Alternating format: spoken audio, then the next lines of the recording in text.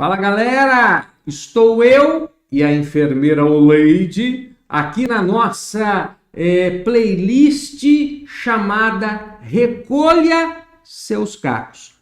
Esse é o nosso segundo episódio. No primeiro episódio a gente se apresentou, a gente contou qual era de fato os nossos cacos, né? Ou o caco de cada um. E agora a gente vai contar um pouco mais da história da Oleide, né? Que é uma história de batalha, de superação. Gente, aliás, roda a vinheta aí.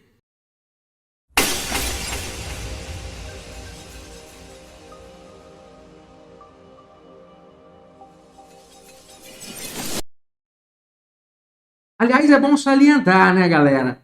Não se trata, esse nosso programa, essa nossa playlist, não se trata de vitimismo. Se trata principalmente de superação. E por isso que eu quero perguntar para você o seguinte, Oleide. Em que momento que você se teve essa deficiência? Em que momento tudo isso aconteceu com você? Pensando principalmente no aspecto profissional, foi antes de você fazer a faculdade de enfermagem?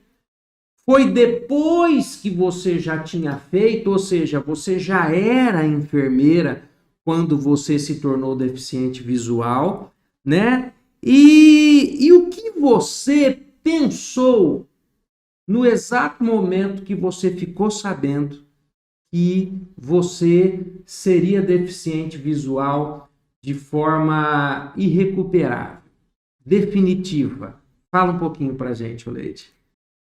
Bem, Cássio, tudo iniciou, na verdade, quando eu estava cursando o curso de enfermagem, no início lá, e eu tive todo aquele problema que foi mencionado no primeiro vídeo, e depois eu tranquei a faculdade e veio uma pessoa e conversou num dado momento comigo assim: Oleide, por que você não volta a estudar? Foi durante a faculdade, então, Oleide? O problema que você teve de saúde lá que você contou a Sim, história? foi durante a faculdade. E depois, como eu passei por 10 cirurgias, tive todo um problema de saúde, eu tranquei a faculdade. Depois é que chegou uma pessoa e disse: por que você não volta a estudar? E aí eu mesmo respondi, né? Mas como voltar a estudar? Eu não enxergo, a enfermagem é totalmente visual. Como que eu iria fazer? Não, eu vou conversar com a coordenadora do curso de enfermagem, vou ver essas possibilidades. E foi isso que essa pessoa fez. E essa pessoa, a coordenadora do curso, entrou em contato com o Corém, teve a informação que eu poderia atuar como uma enfermeira na parte de orientação e prevenção, que é um dos principais pilares da enfermagem, né? A orientação e prevenção. E foi nesse sentido que eu consegui voltar, transferir a faculdade para o município de Bandeirantes e conseguir a retornar à faculdade.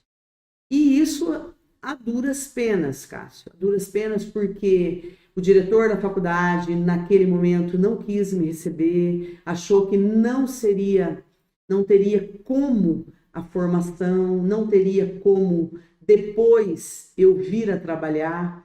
E tudo isso eu fiquei sabendo também durante aquele momento. E tudo isso me causou muito medo, muita insegurança, porque você já está enfrentando uma situação que você não tinha, eu não era deficiente visual. E aí eu tive todo esse problema. E como enfrentar tudo isso?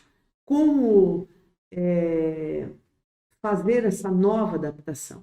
Então isso não foi fácil, mas, porém, as coisas vão acontecendo dia a dia, vai realizando uma adaptação, porque uma pessoa com deficiência é adaptação. Adaptação do dia a dia, de como era feito as aulas, as provas, os ensinamentos da enfermagem, e isso foi dia a dia. Oleide, é uma coisa que faz parte do ser humano mesmo, né? Você está trilhando um caminho, trilhando uma jornada, e de repente a gente se depara com uma situação. Eu creio que isso deve estar acontecendo com muitas pessoas que estão nos ouvindo. E a primeira tendência, o ser humano, eu sempre digo nas minhas palestras e tal, Oleide, nas minhas aulas, Sim. que o ser humano ele é inerentemente negativo. Sim. Tanto é que quando eu costumo brincar assim, dizer assim, quando a Maria conhece a Luzia, no primeiro momento que elas se conhecem, jamais a Maria vai ter uma opinião positiva em relação a Luzia.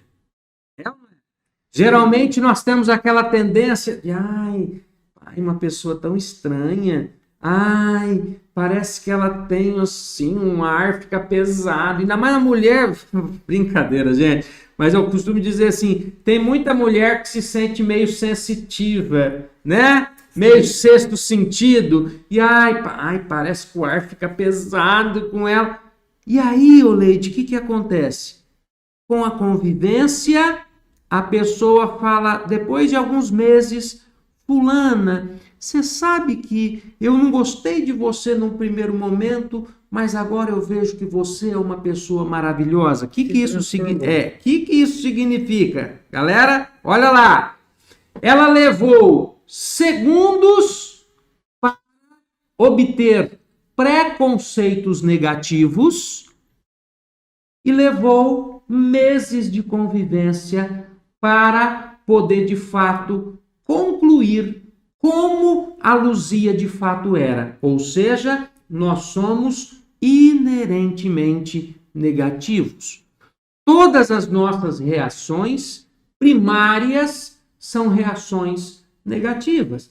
É por isso que você, Oleide, no momento que você se viu deficiente, você teve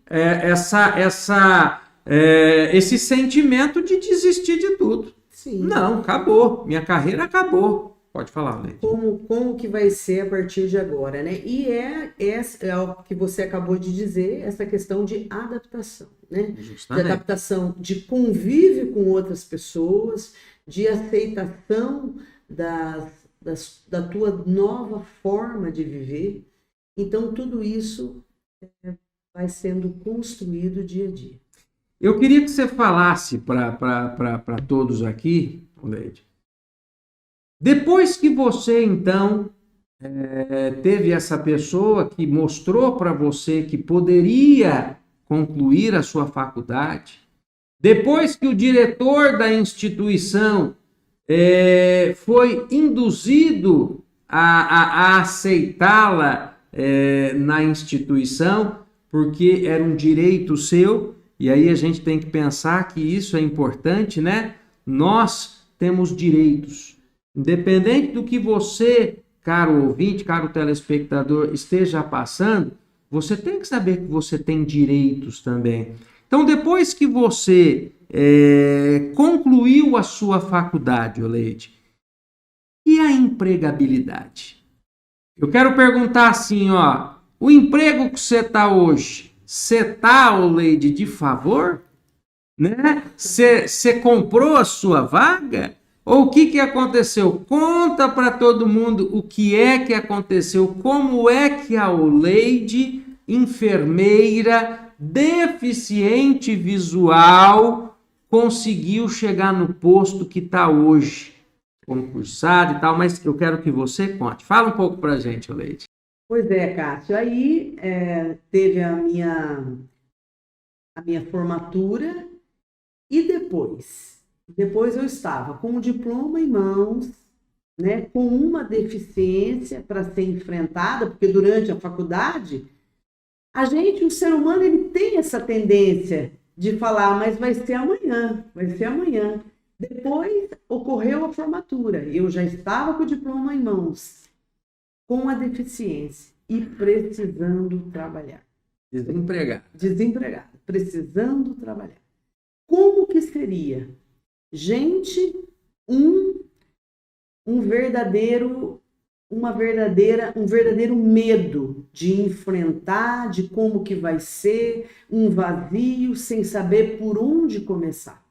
E aí que foi que apareceu um estágio voluntário na prefeitura, foi quando eu iniciei um estágio voluntário em 2006, no início de 2006, voluntariado, para trabalhar na Secretaria de Saúde, para ver como é que funcionava, como que dava para fazer enquanto enfermeira.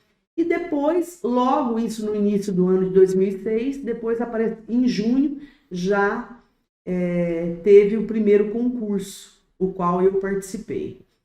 E tendo a contratação de um ledor, para que essa pessoa lesse a prova do concurso, totalmente, eu fiz a prova inteira falada, a pessoa lendo e eu respondendo, incluindo matérias de matemática. E agora, vocês me perguntar como que foi feito essa prova, foi de uma maneira de concentração, de pensar. A prova de matemática, de verdade, não lembro, nem me lembro direito como que foi, né? Porque tinha que fazer aqueles raciocínios meio rápido ali e alternativo. E depois as de enfermagem foi um pouco mais fácil, que era de um pouco de maior entendimento. Mas a história foi mais ou menos assim. E aí, Cássio, depois eu fiz o concurso, tinha mais de 100 pessoas concorrendo às vagas, eram 6 vagas de enfermagem, e eu consegui uma delas. Comecei a trabalhar quase 2 meses após o término do concurso, já fui chamada para trabalhar, e foi uma experiência nova. Começar a trabalhar dia a dia. Hoje eu sou responsável por uma unidade básica de saúde. Eu entrei para trabalhar, eu trabalhei num posto central, depois eu fiquei mais 1 ano e meio num CAPS, e depois eu fui para essa unidade que eu estou até hoje, há 12 anos. O que a Leide faz nessa unidade? Eu atendo, oriento os pacientes quanto à medicação, quanto às vacinas a serem tomadas, quanto à orientação de administração de medicação, de insulina aos diabéticos, aos hipertensos, tomada de medicações. E é isso o trabalho da Leide hoje. E responsável por uma equipe de 12 pessoas, o qual é absolutamente tranquilo de trabalhar, dá para ser feito. Claro que eu conto com a técnica de enfermagem, que faz um papel importantíssimo dentro da unidade, que é a parte assistencialista, a parte visual da unidade, mas as demais obrigações sou eu quem faço, né? De gestão e administração dessa unidade. E é assim, Cássio, e quando a gente precisa, que foi o meu caso, que eu precisava trabalhar, eu precisava pela parte financeira mesmo, a gente cria, saca forças e só nós sabemos de onde. E aí depois surgiu a coordenação de pós-graduação, né, Leide? Como é que foi isso? Depois surgiu a parte de coordenação de pós-graduação pelo próprio aprendizado meu, que eu fiz a primeira pós de educação especial, porque eu entendi que muitos professores precisavam, como eu tive os professores na faculdade, eu precisava, as pessoas que têm uma deficiência precisam de professores especializados. Então foi quando eu conheci o Instituto e trouxe e levei a pós-graduação para Santo Antônio e começamos com os cursos. Primeiro na área da educação, depois na área da enfermagem, na área da saúde. Muito legal. Sua história realmente é uma história de uma vencedora, né?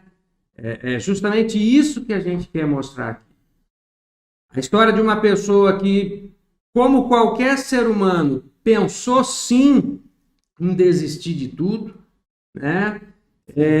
Que teve o seu momento de pessimismo, de negativismo, né? De desistência, mas que recolheu os seus cacos, reorganizou a sua vida, se adaptou.